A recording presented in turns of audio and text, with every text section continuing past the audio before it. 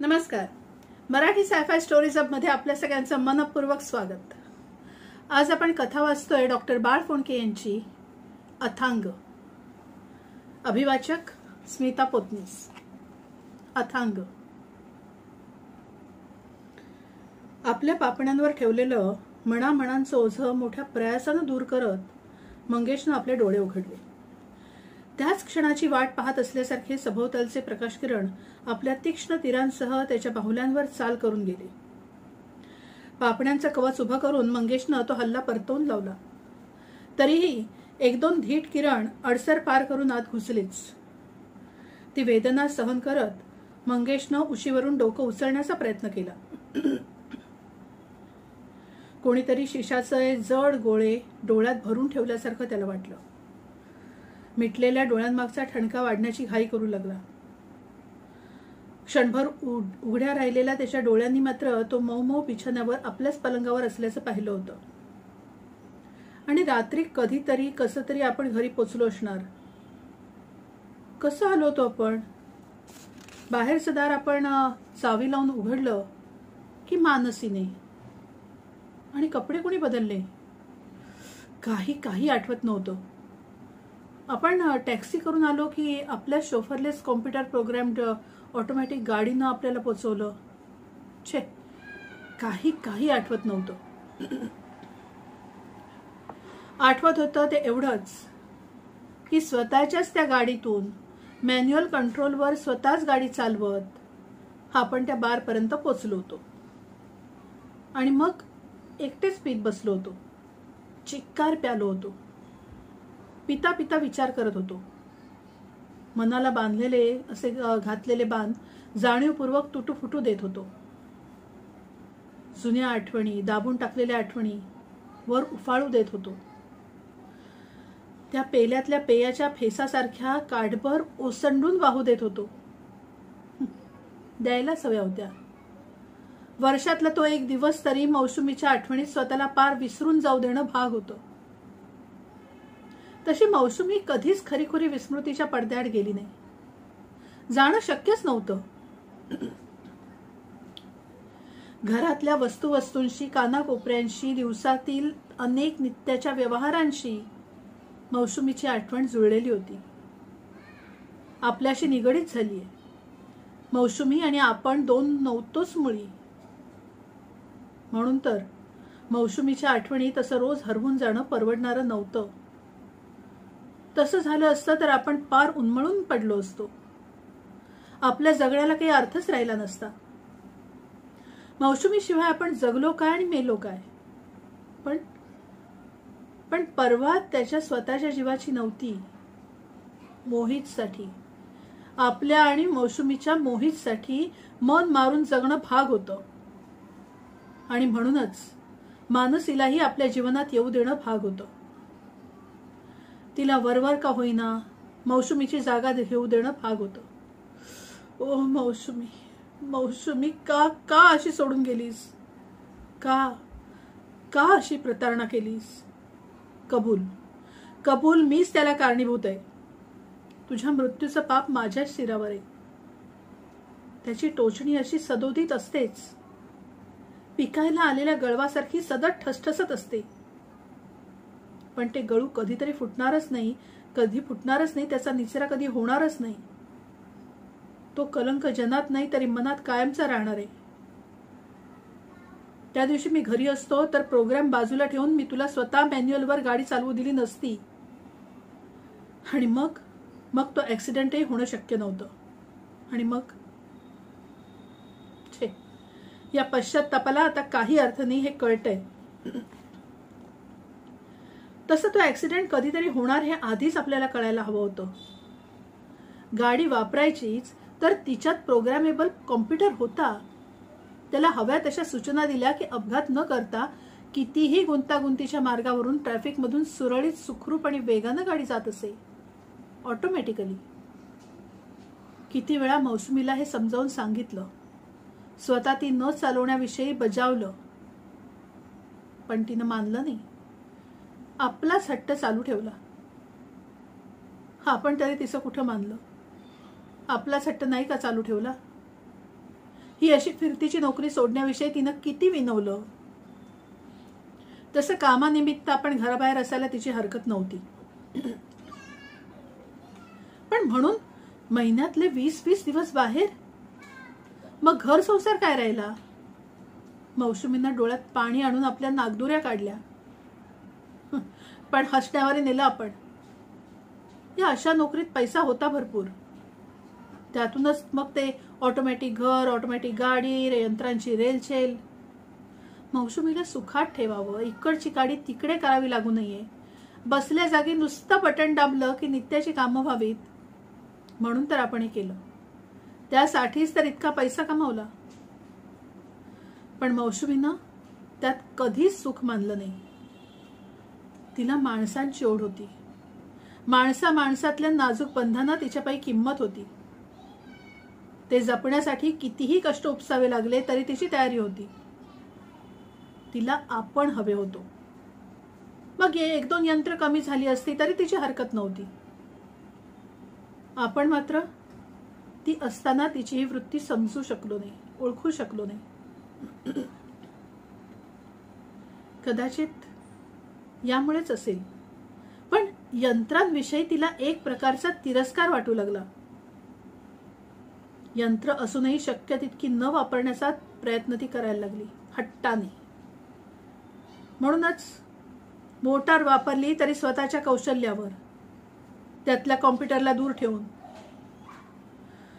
त्या पायीच तर तो अपघात. डोकं जरा जास्तच ठणकू लागलं होतं. उजव्या हाताचा अंगठा आणि 2 बोटं यामध्ये कपाळ धरून दाबत मंगेश मनातल्या विचारांना दूर सारायचा प्रयत्न करू लागला. तसं आता उठायला हवं होतं. मानसी कोणत्याही क्षणी तिथं आली असती. पण मनाबरोबरच त्याच्या शरीरानंही त्याच्याशी सहकार्य करण्याचं नाकारलं. प्रयत्न करूनही त्याला उठवेना. डोकं दुखत असताना तसं मरगळल्यासारखं पडून राहण्यातच आराम वाटत होता. आणि मन ते तर चौफेर उंडारत होतं, बेलगाम. मौसुमीचा यंत्राविषयीचा तिटकारा आपण समजू शकलो नाही. याचा संपूर्ण दोष तसा आपल्या माथी मारता येणार नाही याची मंगेशला जाणीव झाली. काही झालं तरी गेल्या 2 पिढ्या ही यंत्र संस्कृती अस्तित्वात आलेली होती. सुरुवात झाली होती तशी गेल्या शतकातच, 20व्या शतकातच. समाज परिवर्तन जलद गतीनं व्हावं या उद्देशानं कॉम्प्युटरचा मोठ्या प्रमाणात वापर करण्याचं ठरलं. चंचू प्रवेश झाला आणि मग काय होतंय, आपण कोणत्या दिशेनं जातोय हे कळण्याआधीच कॉम्प्युटर्सनी, स्वयंचलित यंत्रांनी सारं जीवनच व्यापून टाकलं. तशी नाममात्र सत्ता माणसाच्या हाती राहिली आणि त्याची विचारशक्ती जणू त्या यंत्रांकडे गहाण पडली होती. उत्क्रांतीच्या ओघात म्हणे न वापरलेला अवयव गळून पडतो ना, मग आज ना उद्या माणसाची विचारशक्ती नामशेषच झाली असती तर नवल नसतं वाटलं. तसा हा धोका निदान काही जणांच्या तरी लक्षात आला नाही असं नाही, पण आला तेव्हा तसा उशीरच झाला होता. स्वतःच्या डोक्याला, शरीराला कसलीही तोशीस न पडता सगळी कामं होत होती ना, आपले सगळे व्यवहार होत होते ना, मग काळजी कशाला करा. सुरुवातीला नाही म्हणायला ही यंत्र बनवण्यासाठी तरी विचारशक्तीची, बुद्धीची आवश्यकता होती. पण आता तेही काम करण्या इतकी ही यंत्रच प्रगल्भ झाल्यावर बुद्धीचं तेही क्षेत्र माणसाच्या हातून निष्ठू लागलं होतं. आज आपल्याला हे विचार सुचतायत. मौसुमी हेच आपल्याला पटवून देऊ पाहत होती. तेव्हा आपण त्या हसण्यावारी नेलं, तिला वेड्यात काढलं. ती तर यापुढचा धोकाही आपल्या नजरेला आणून देत होती. माणसाचं दुसरं वैशिष्ट्य त्याचं भावविश्व, त्यावर या यंत्रांची दुष्ट सावली पडू पाहत होती. त्या यंत्रांपायी माणूस भावनांचा ओलावा हरवून बसण्याची शक्यता होती. माणसातली माणुसकीच नष्ट होण्याची भीती होती. आणि खरंच होतं ते. नाहीतर मौसुमीच्या जागी मानसी कशी आली असती. अर्थात आपला तसा इलाजच नव्हता म्हणा. कायद्यानंच दुसरं लग्न करायला बंदी होती. कुटुंब नियोजनाची अंमलबजावणी करण्यासाठी एका मुलानंतर दुसरं मूल होऊ देणं गुन्हा होता. आणि मुलं असताना पहिली बायको वारली तरी दुसरी करणं हाही गुन्हा होता. दुसरीनं मातृत्वाचा हक्क मागितला असता म्हणजे. पण मोहितच्या संगोपनाची व्यवस्था करणं भाग होतं. आपली ही अशी फिरतीची नोकरी. आता मौसुमी गेल्यावर तर घरी येणंच नको वाटे. म्हणून तर मग कायद्यानुसारच उपलब्ध होणाऱ्या मानसीचा, अँड्रॉइड असलेल्या यंत्रायणी मानसीचा आपण स्वीकार केला होता. मौसुमीची जागा तिला दिली होती. मोहित, मोहित, तुझं प्रोटीन ड्रिंक तसंच राहिलंय. असं अळमटळम नाही करायचं. ते घेतलंस ना तर मग तुझं आवडतं चॉकलेट देईन मी. मानसीचा आवाज बाहेरून आला. या मानसीबद्दल काय वाटतं आपल्याला? काय वाटायचंय? एखाद्या अँड्रॉइड बद्दल काय वाटायचं? तिला भावना थोडेच आहेत. आपण तिला रागावलो, ओरडलो, तिच्या अंगावर वस्कन खेक असलो तरी ती आपली शांत मेणाची पुतळीच जणू. हो, बाकी पुतळीच ती, मेणाची नाही, सिंथेटिक पॉलिमरची, पण पुतळीच. मन, राग, लोभ, प्रेम या कशाशी तिचा संबंध नाही. असता तर आपण इतकं ओरडल्यावर एखाद्या वेळी तरी उलटून बोलली असती. एखाद्या वेळी तरी अरेला कार्य केलं असतं. मौसुमी कशी चवताळून उठायची. नेहमीच नाही, पण एखाद्या वेळी तिलाही राग यायचा. ती चिडायची, रुसायची. मग 2-3 दिवस बोला. मग ती मनधरणी आणि तो फुगवा संपला की तिच्या ओठांच्या महिरपी कमानदार करणारं ते प्रसन्न निर्व्याज हास्य, प्राजक्ताच्या फुलाच्या शिडकाव्यासारखं. त्या रुसव्या फुगव्यात, रागात, अनुरागात साऱ्या सहजीवनाचीच यथार्थता होती. पती पत्नीच्या नाजूक नात्याचा आत्मा होता तो. नाहीतर मानसी आपल्या सगळ्या आवडीनिवडी सांभाळते, आपल्या सर्व गरजा भागवते, आपल्या सर्व भूका शमवते, आपल्या पश्चात घर व्यवस्थित चालवते, मोहितचीही सर्वतोपरी काळजी घेते. पण म्हणून मोहितला आईचं प्रेम मिळणार आहे का? बापाचं नाहीच मिळत आपल्या सततच्या फिरण्यापायी. पण हे असं चालू देणं ठीक नाही. मोहित मोठा होतोय, त्याला मानसी कोण ते कळलं तर, त्याच्या भावविश्वाची मागणी अधुरी राहिली तर, आणि कदाचित उलटच झालं तर, आपल्यापेक्षा तो तिच्याजवळ जास्त असतो, या वाढता वयात तो तिच्यासारखा झाला तर, कोरडा, भावनाशून्य, यांत्रिक, आपल्याला तो आणखी नाही ना दुरावणार. तसं झालं तर मौसुमी आपल्याला माफ करणार नाही. कदाचित करेलही. करेल नाही वाटत. कदापि नाही, कदापि नाही. यावर एकच उपाय. मानसी गेली पाहिजे. तिला परत सेंट्रल कंट्रोलकडे पाठवलं पाहिजे, कायमचंच. आणि आपणही नोकरी सोडली पाहिजे. मोहित बरोबर जास्तीत जास्त राहिलं पाहिजे. डोक्यातला ठणका आता कमी झाला होता. डोळे अजून नीट उघडता येत नव्हते, पण प्रकाश किरणांचे भाले बोथट झाले होते. Good morning. झाली का झोप? कसं वाटतंय आता? दार उघडून आत येत आणि त्याच्या कपाळावर हळूवार हात ठेवत मानसी म्हणाली, कसं वाटतं म्हणजे? रात्री आलास ना तेव्हाचे ते रूप तुला आठवत नसेल, पण मला, बाई ग, काय दशा झाली होती तुझी. एकसारखा झोकत होतास, रडत काय होतास, विवळत काय होतास. तुलाच त्रास होतो मंगेश, म्हणून सांगते. एवढी कशाला घ्यावी माणसानं. एरवी पितो का मी नेहमी नेहमी? हा एक दिवस वर्षातून ठाऊक आहे मला. म्हणूनच तर मी कधी बोलत नाही.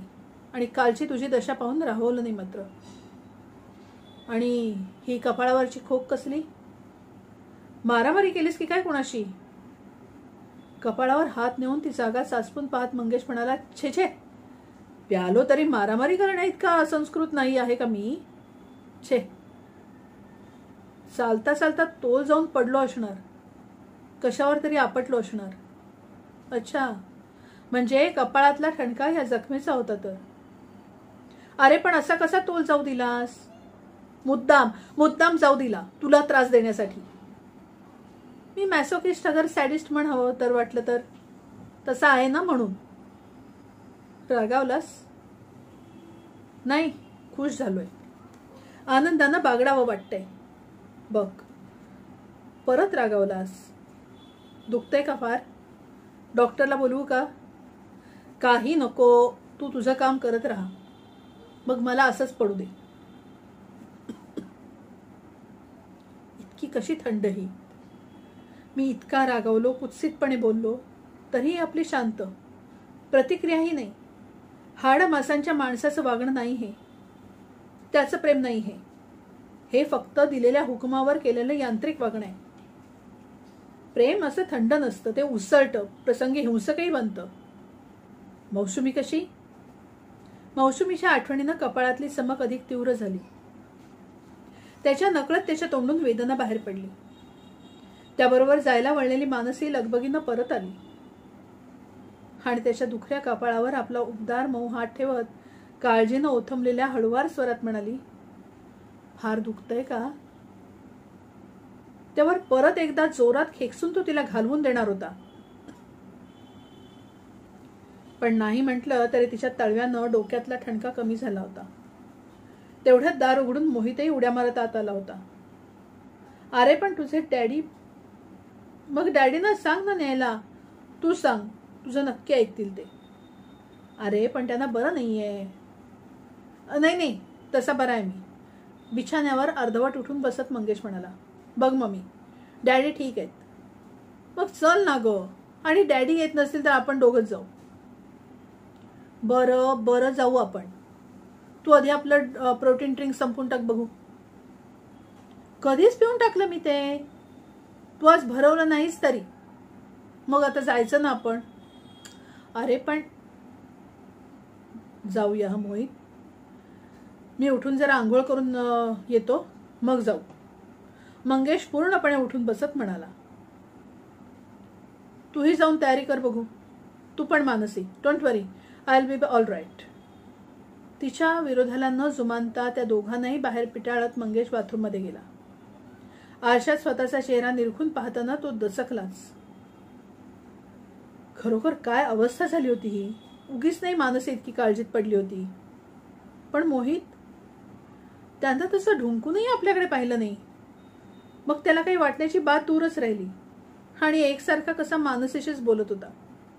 तिलाच पिकनिकला चलायचा आग्रह करत होता.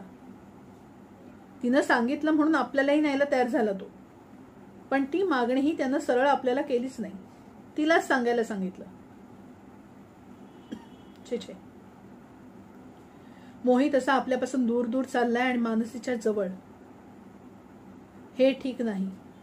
पुढच्या संकटांची बीजं पेरली जात आहेत. मानसीवर त्याचं प्रेम असलं तरी ती त्याला उलट आईचं प्रेम द्यायला, माया करायला असमर्थ आहे. आज ते त्याच्या लक्षात येत नाहीये, पण उद्या येईल. तेव्हा उन्मळून नाही का पडणार तो? आणि मग सगळा द्वेष आपल्यावर नाही का काढणार? ते काही नाही. आता उशीर करून उपयोग नाही. उद्याच्या उद्या मानसीला सेंट्रल कंट्रोलकडे पोचवली पाहिजे. आजच तिला सांगितलं पाहिजे. मोहित थोडा रडेल, गडबड करेल, गोंधळ घालेल, पण त्याची काहीतरी सांगून समजूत काढता येईल. मानसीचा तर प्रश्नच नाही. तिला काही वाटायला तिला भावना थोड्याच आहेत.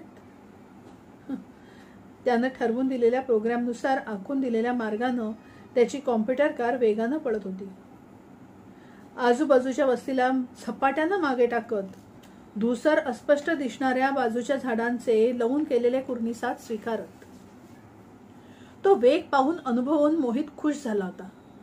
आनंदाने टाळ्या पिटत होता. मंगेशला मात्र तो वेग अजूनही कमीच वाटत होता. फसवा वाटत होता. सिनेमात नेहमी दाखवल्या जाणाऱ्या एखाद्या ट्रिक सीन सारखा. आपण केव्हा आपल्या ठरल्या जागी पोचतो आणि मानसीला ते सुनवायचं आहे, ते सांगायचं आहे, ते सांगून मोकळे होतो असं त्याला झालं होतं. काही मिनिटांचाच प्रवास होता, पण तेवढाही धीर धरवला नाही त्याला. डोळे मिटून बॅकरेस्टवर डोकं टेकून पडलेल्या त्याला आपण गोगलगाईच्या गतीनंच जातोय असं राहून राहून वाटत होतं. गाडीची चाकं जणू पायात बेड्या अडकवलेल्या गुन्हेगाराच्या चालीनं फिरत होती. एवढ्या कुर्म गतीनं की रस्त्याकाठच्या गवताची काडी मोजून घ्यावी. पिकनिकच्या जागी पोचेपर्यंत मानसीनेही त्याला काही विचारून त्याच्या त्या दिवा स्वप्नातून जागं केलं नाही. ती निमूटपणे बाहेरची वनश्री न्याहाळत बसून होती. गाडी थांबताच आपणहून दार उघडली गेली. त्याबरोबर उडी टाकून बाहेर पडत मोहित मानसीचा हात धरून तिला ओढू लागला. मंगेश मात्र तसाच जागच्या जागी बसून होता. मानसीला काय करावं कळेना. एका बाजूला असा ढिम्म बसून राहिलेला मंगेश. शेवटी न राहून तिनं हळुवार आवाजात हाक मारली, मंगेश. प्रयासाने डोळे उघडत हाताची बोटं मोडत मंगेश म्हणाला, मी थकलोय, पार गळून गेलोय. आज नुसतंच इथे एका सावलीत पडून राहूया. खेळबिळ काही नको. अरे पण मोहित, तो खेळेल एकटाच. इतर बरीच मुलं आहेत. मला तुझ्याशी काही महत्वाचं बोलायचंय. मानसी कात्रीत सापडल्यासारखी झाली. दिग्मूढ होऊन ती जागच्या जागी थबकली. मोहितनं आता तिचा हात सोडला होता, पण त्याच्या डोळ्यातलं आर्जव तिला ओढत होतं. पलीकडून मुलांचा आनंदाचा जल्लोष कानावर येऊन आदळत होता. मोहितच्या डोळ्यातल्या मूक आर्जवाला हातभार लावत होता. पण मंगेश, मोहितला एकट्याला खेळायला घर होतं. आपण पिकनिकला आलोय ते सर्वांनी मिळून खेळण्यासाठी, त्याच्या आनंदात सहभागी होण्यासाठी. मला शहाणपण शिकू नकोस. अरे अरे पण लहान मोठे सगळे मिळूनच खेळतायत. तू बघ ना. जहन्नम मध्ये गेले ते. मला काही सांगायचंय ते तू ऐकणार आहेस की नाही? तुझा बोलायचाच मूड असेल तर माझी कुठे ना आहे. मोहित खेळेल इतर मुलांबरोबर. मोहित, तू खेळ जा त्या मुलात. ते बघ, शेजारचे अमोल राजू आहेत. मी येते हा नंतर. यावेळी मानसी उलटून बोलली असती तरी मंगेशने आपला विचार बदलला असता. पण नाही. एखाद्या कळसूत्री बाहुलीसारखी ती निमूटपणे सांगेल तो ऐकायला तयार झाली होती. थोड्याफार नाखुशीनच पाय ओढत ओढत मोहित खेळायला निघून गेला होता. पण मुलांमध्ये मिसळताच त्याची नाखुशी पळाल्याचं त्याच्या ओरडण्यावरून लक्षात येत होतं. नुसत्या सुखदुःखाच्या गोष्टीच करायच्या आहेत तर मग गाडीतल्या गाडीत अवघडून कशाला? आरामात तरी बसूया. मागच्या सीटवरून ब्लँकेट काढून ते बाजूच्याच गवतावर पसरून देत मानसीनं त्याला गाडी बाहेर काढलं. सुखदुःखाच्या गोष्टी? हिला कसलं आलंय सुख आणि दुःख? त्या शब्दांचा अर्थ तरी कळतो हिला? नुसती यांत्रिक पोपटपंची करते झालं. मानसीकडे लक्ष जाताच मंगेशच्या विचारचक्राला खीळ बसली. तिच्याकडे थोडंफार मंत्रमुग्ध होऊन पाहता पाहता मंगेशच्या मनोनिर्धाराला कुठेतरी फट पडली. कशी होते हिची प्रत्येक हालचाल रेखीव आखीव. तिचं प्रत्येक पाऊल आत्मविश्वासानं पडत होतं. त्याला लटपट ठाऊक नव्हती आणि तरीही तिची प्रत्येक हालचाल कशी सुबक देखणी होती. कोण म्हणेल ही मानवी नाही, अँड्रॉइडच आहे. कशी जिवंत रसरशीत वाटते ही. जणू हिच्या अंगात तारांची भेंडोळी नाहीत, खऱ्याखुऱ्या असल रक्तवाहिन्या आहेत आणि त्यातून सळसळते लाल भडक गरम गरम रक्त. मगाशी तिनं आपल्या जखमेवर तो मऊसूत उबदार हात ठेवला तेव्हा किती बरं वाटलं होतं. माणुसकीची ऊब त्या हातातून आल्यासारखं. उगीच नाही, मोहितला तिचा लळा लागला. त्याच्या प्रत्येक गरजेकडेही काळजीपूर्वक पाहते, त्याचे हट्ट पुरवते, त्याचं कोडकौतुक करते, दुखलं खुपलं पाहते आणि सारं कसं हसतमुख राहून. कष्ट होत असल्याची, तो त्रास देत असल्याची जराशी जाणीव त्याला होऊ न देता. भले ते स्मित कायमचं चिकटवल्यासारखं चित्रातल्यासारखं असेल, पण मोहितच्या बालमनाला रमवायला ते पुरेसं आहे.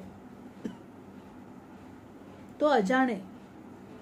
त्याला त्या स्मिताळ दडलेल्या टेफ्लॉनच्या सांगड्याशी कर्तव्य नाही. तो त्या स्मितावरच तुटत आहे. छे छे, मामला वाटतो त्याहूनही गंभीर आहे. आणखी वेळ लावला तर कदाचित आपलाही निर्धार डळमळायचा. काय एवढं बोलायचं तुला मंगेश? आपले पिंगट तपकिरी हसरे डोळे त्याच्या डोळ्यांना भिडवीत निश्चंक मनानं मानसीनं विचारलं.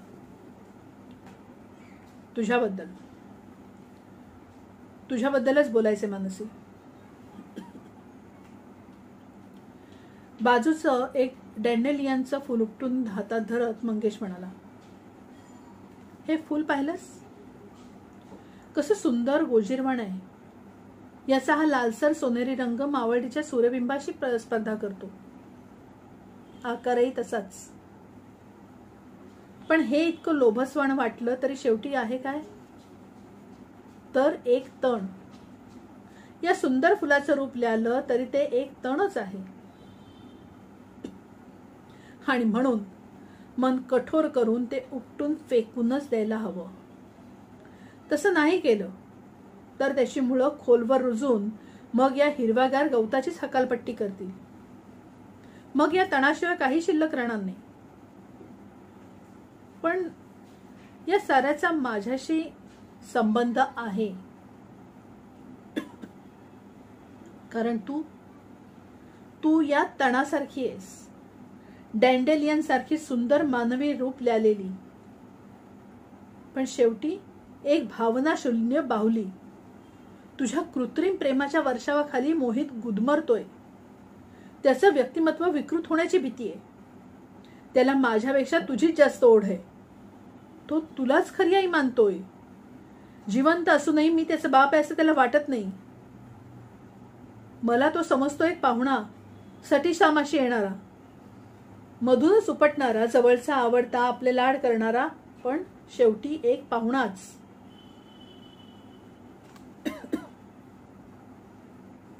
आता मी कायमचंच घरी राहायचं ठरवलंय. पण तसं झाल्यावरही त्याच्या प्रेमासाठी मला तुझ्याशी झगडावं लागणार आहे. माझ्याकडे पाहण्याची त्याची दृष्टी तू तिथं असेपर्यंत बदलणार नाही.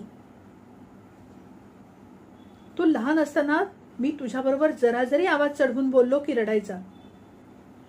भीतीनं नाही, कळवळून, जणू त्याच्यावरच मी हात उगारलाय. आजकाल तो मला पाहतो, चिडताना, आदळापट करताना, संतापून तुला शिव्या देताना, तेव्हा तो रडत नाही, नुसता पाहत राहतो. पण त्याच्या डोळ्यात मला माझ्याविषयीचा तिरस्कार दिसतो, घृणा दिसते. त्याचं द्वेषात रूपांतर होईपर्यंत मला थांबायचं नाहीये. माझाच मुलगा एका अँड्रॉइड पायी मला दुरावावा हे आता मला सहन होणारच नाही. मानसीनं आपला श्वास रोखून धरलेला त्याला स्पष्ट ऐकू आला. वर्मी घाव बसलेल्या विद्ध हरणीसारखी ती आतल्यात तडफडतीये असं त्याला वाटून गेलं. काय बोलतोस काय तू मंगेश? नीट विचार तरी केलायस का? दुसरा काहीच मार्ग नाही का? तिच्या ओठांची थरथर आणि त्या वरच्या ओठांवर जमलेले घर्मबिंदू क्षणभर मंगेशच्या काळजात कळ ठेवून गेले. मानसी खरोखरच थरकापत होती आणि ते केवळ भीतीपोटी नाही, हे त्याला नको असताना जाणवत होतं. माझं तुझ्यावर किती प्रेम आहे हे बोलूनच दाखवायला हवं. प्रेम? तुझं खरोखरचं प्रेम नाहीये तसं तुला वाटतं. तुझी शिकवण, तुझं प्रोग्रामिंग बोलतंय हे. पण शिकवण बदलता येते, मागची पाटी पुसून नवी अक्षर गिरवता येतात. सेंट्रल कंट्रोलमध्ये गेलीस की तुझ्या मनातली ही जळमटच साफ करून ते नवी शिकवण देतील. माझं अस्तित्वही तू विसरून जाशील. पण तिचं मन म्हणालो ते अनवधानानं. नक्की अनवधानानं ना? मंगेशला शब्दावर सांगता आलं नसतं. नाही मंगेश, तू खरंच असं नाही करणारेस. तू फक्त मला घाबरवतोयस. नाही मानसी, खरंच दुसरा उपायच नाही. यावर बोलणंच खुंटलं. मंगेशला मात्र पुन्हा कुठेतरी चुकल्यासारखं वाटू लागलं. त्याचं मन त्याला खाऊ लागलं. आजवर कधीच मानसीच्या शांतचित्ताचा तो भंग करू शकला नव्हता. म्हणूनच आताची तिची प्रतिक्रिया अनपेक्षित होती. तिचा थरकाप, तिची भीती, तिची वेदना सर्वस्वी बुचकळ्यात पडणारी होती. त्याची संगत मंगेशला लागेना आणि म्हणूनच आपलं काही चुकत तर नाही ना अशी शंका पुन्हा एकदा त्याला चाटून गेली.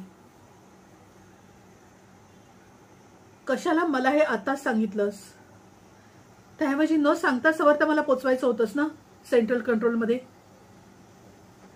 मला तेच बरं वाटलं असतं. हो, तेच बरं वाटलं असतं. काय धक्का बसायचा तो एकदाच बसला असता. हे असं तिळतिळ मरण आलं नसतं. तुटक तुटक एक एक लाट यावी तसे तिचे शब्द येत होते. तिचेही हाती एका जागी स्थिर राहत नव्हते. क्षणात कानाची पाळी चाचपून पाहत मग क्षणात नाकाची बोंडी खाजवीत तिचा चेहरा तर असा झाला होता की मंगेशला वाटलं कोणत्याही क्षणी आता तिला रडू कोसळेल. मी तुला सांगितलं कारण मला मोहितची काळजी घ्यायची. खरा प्रकार आताच त्याला कळायला नको. पुढे मोठा झाल्यावर सांगता येईल त्याला. तोवर काहीतरी थाप मारली पाहिजे त्याला. एकाएकी आजारी झाल्यामुळे हवा पाळटासाठी तुला बाहेरगावी जावं लागतंय आणि बरेच दिवस असं दूर राहावं लागणार आहे असं सांगितलं त्याला तर तू त्याला दुजोरा द्यायला हवास. तूच तसं सांगितलंस तर पटेल त्याला. सांगशील ना? सांगेन. तुझ्या करता मी काहीही करायला तयार होईल. पण हे अजून तुला पटत नाही. तुझ्यावर माझं प्रेम आहे हे सांगितल्याशिवाय तोंडानं बोलून दाखवल्याशिवाय तुझ्या ध्यानात येणारच नाही का? प्रेम? परत ही प्रेमाच्या गोष्टी बोलतीये. पण कानाला त्या खटकत नाहीयेत.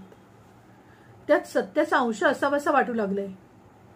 छे, असा डळमळून चालणार नाही आता. ठरलं तर मग. हो, ठरलं. मोहितला जेवायला बोलाव. भुकेला असेल पोट. जेवण झाल्यानंतर पोट भरल्यामुळे असेल किंवा मानसीशी बोलणं झाल्यानंतर चिंतेचा पोखरणारा भुंगा नाहीसा झाल्यामुळे असेल, पण मंगेशची मरगळ एकदम नाहीशी झाली. मोहित बरोबर तो क्रिकेट खेळला, आटापाट्या खेळला, त्याच्याबरोबर त्यानं उड्या मारल्या, गवतात लोळण घेतली. कधी तो अस्वल झाला तर कधी गोरीला, कधी जेट ट्रेन तर कधी परग्रहावर जाणारा अंतराळयान.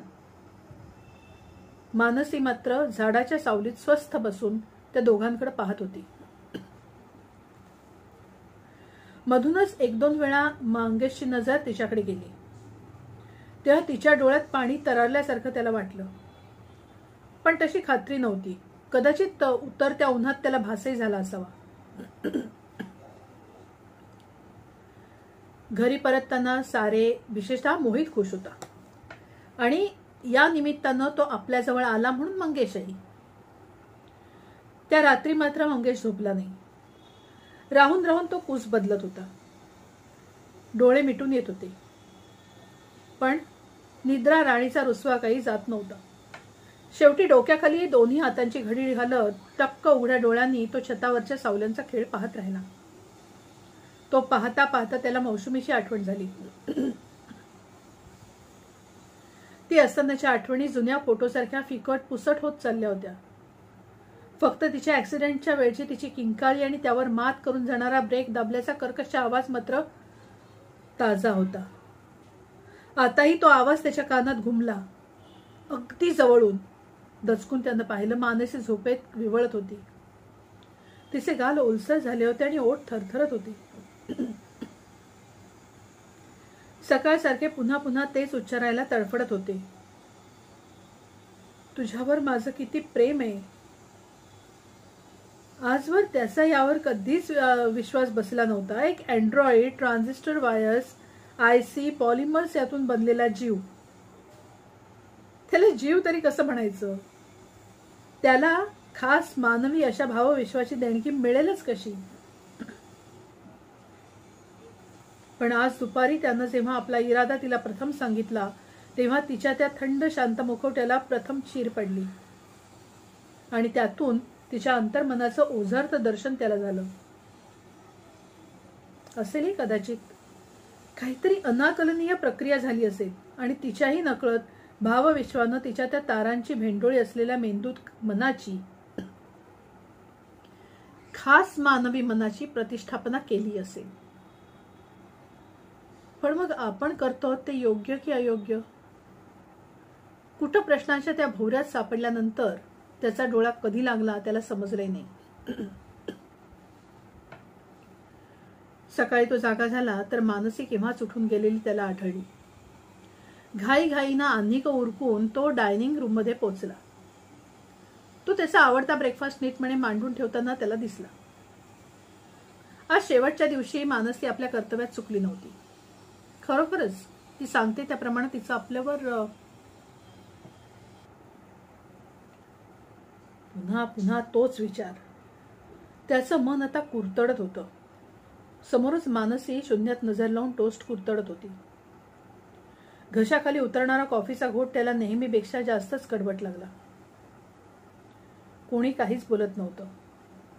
ती शांतता, ती स्तब्धता असह्य होऊ लागली होती. शेवट मानसी सुस्कारत म्हणाली, चला निघायला हवं.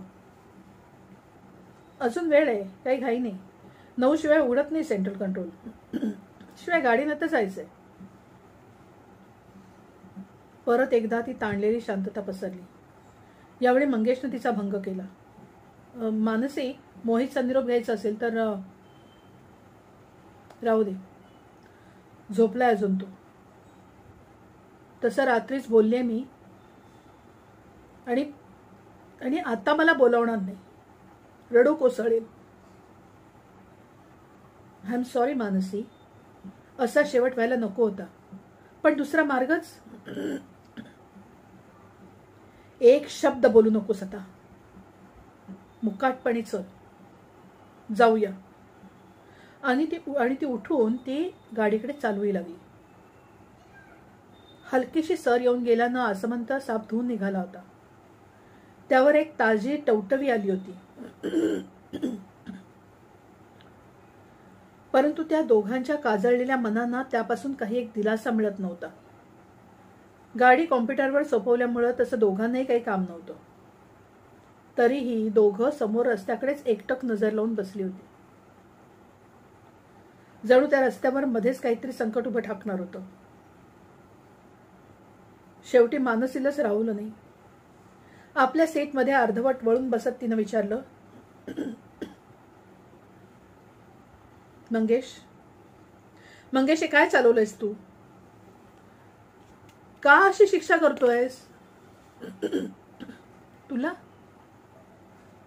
मला तर आहेच, पण तुलाही, मोहितलाही, सगळ्यांनाच. Oh for God sake. सगळं काही ठरल्यानंतर आता परत तू ही चर्चा उकरून काढणार आहेस का? हे मी का करतोय हे माहितीये तुला. त्याची कारणं ठाऊक आहेत तुला. कारण आग लागो तुझ्या त्या कारणांना. ती उसळून बोलली.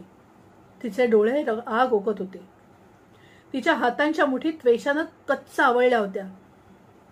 म्हणे कारण ती योग्य आहेत? अर्धे फेर? त्या साऱ्यांचा विचार केलायस तू? तू फक्त स्वतःचा विचार करतोयस, माझा नाही आणि मोहितचाही नाही. मला काय वाटतं त्या बाबतीत, माझ्या काय भावना आहे त्याचा विचार केलायस तू? तुझ्या दृष्टीनं मी एक भावनाशून्य पुतळी आहे रे. दिल्या आज्ञा निमूट पाळणारी. तुला माझ्या भावना, माझं प्रेम, माझ्या व्यथा कधी दिसल्याच नाहीत. मला कधी समजूनच घेतलं नाहीस तू. I hate you. अन त्याच्या अंगावर मारण्यासाठी उगालेल्या मुठी एकदम उघडून तळहातात आपला चेहरा लपून ती रडू लागली. मंगेश अवाक होऊन पाहतच राहिला. काही बोलण्या इतकं भानच राहिलं नव्हतं त्याला. परंतु एक जाणीव मात्र होत होती. आत कुठेतरी खोलवर एक आजवर कधी न उघडलेलं कवाड उघडत होतं. आणि स्वच्छ ताजा आल्हाददायक प्रकाश त्यातून येत होता. आजवर अंधार राहिलेलं त्याचं आतलं शिवार उजळून निघत होतं. त्यामधली काल्पनिक भूत पळून जात होती. जणू आजवर तो आंधळा होता आणि मानसीचे आजचे शब्द त्याला दृष्टी देत होते. मला ठाऊक आहे की तुला वाटतं मला एका अँड्रॉइडला भावविश्व असणं कसं शक्य आहे. आपला रडवा विस्कटलेला चेहरा पुसण्याचा, नीट नेटका करण्याचा कसलाही प्रयत्न न करता मानसी म्हणाली, पण तू न चुकतोयस. मला माणसांनीच घडवलंय आणि तसं घडवता घडवता माझ्यावरही त्यांच्या माणुसकीचे संस्कार झालेत. त्यांनी गाळलेल्या घामातून त्यांच्या माणुसकीचा ओलावा माझ्यापर्यंत येऊन पोचलाय. मला तुझ्यासारखीच भूक लागते, तहान लागते. गरम, थंड, मऊ, अणकुचीदार स्पर्श जाणवतात. या शारीरिक जाणीवा जशा मला होतात तशा मानसिक जाणीवाही होतात. मला वेदना होतात. त्या शारीरिक दुःखानं तशा मानसिक व्यथेनंही मला माणसांची, त्यांच्या सहवासाची भूक लागते, प्रेमाची तहान लागते. मी जसा दुसऱ्यांचा मान राखते तसाच माझाही एक व्यक्ती म्हणून आब राखावा अशी मलाही इच्छा होते. मी इतरांना प्रेम देते तसंच ते इतरांनी मलाही द्यावं असं मला वाटतं. आजवर मी हे कधीच बोलले नाही, कारण इतरांना समजून घेऊन त्यांना यत्किंचितही न दुखावता दयाद्र स्नेहाद्र दृष्टीनं वागण्याची शिकवणच मला दिली गेलीये. नाहीतरी मानवी स्त्रियाही स्वतःचं मन मारत पतीसाठी, मुलाबाळांसाठी, कुटुंबासाठी जगतातच ना. मग ती शिकवण मी अंमलात आणत होते. तुझ्या शब्दाला प्रतिशब्द देत नव्हते, तुझ्या आरेला कारे करत नव्हते. म्हणजे मला चिड येत नव्हती. माझं मन मुरदाड होतं किंवा मला मनच नव्हतं असं नाहीये रे. पण तुला काय त्याचं? तू स्वतःतच गुरफटलेला. तू इतरांचा विचार कधीच केला नाहीस. मौसुमी असताना तिचा नाही, मोहितचा नाही, आता माझाही नाही. जाऊ दे, आता बोलून तरी काय उपयोग. तिचे ओठ थरथरत होते, संतापानं, द्वेषानं, व्यथेनं. तिचं अख्खं अंग गदगदत होतं. डोळ्यातून झरणाऱ्या अश्रूंना आवरण्याचा यत्किंचितही प्रयास न करता ती मुख आक्रोश करत होती. मंगेश सुन्न होऊन तिच्याकडे पाहत होता. ती रडत होती, संतापली होती, ती उसळली होती. तिच्या तोंडातून अक्षरही काढून न देता, त्याच्या तोंडातून अक्षरही काढून न देता ताड ताड बोलत होती. पुढच्या क्षणी त्यानं ऑर्डर देऊन गाडी थांबवली आणि पुढे होत तिचं हुंदक्याने गदगदणारं शरीर आपल्या मिठीत घेतलं. वादळात सापडलेल्या वृक्षासारखं त्याचं अंगही थरथरत होतं. त्याला आता परवा नव्हती. तो तिला आणखी जवळ घेत होता. आपले ओठ त्याच्या गालांवर, कपाळांवर, ओठांवर, कानांच्या पायांवर टेकवत होता. आसुसून तिची चुंबन घेत होता आणि दीर्घ विरहानंतर भेट झाल्यासारखा परत परत तिला हाका मारत होता. मानसी, मानसी, मानसी, मानसी. गाडी आता परत घराच्या दिशेनं पळत होती. ओल्या पानांवरच्या थेंबांवर ओघळलेला सूर्यप्रकाश त्यांना इंद्रधनुष्याचे रंग बहाल करत होता. पण त्या दोघांचं त्याकडे लक्षच नव्हतं. एकमेकांच्या डोळ्यात खोलवर पाहत त्यामागच्या अथांगतेचं दर्शन घेण्यात ती गढून गेलेली होती. धन्यवाद.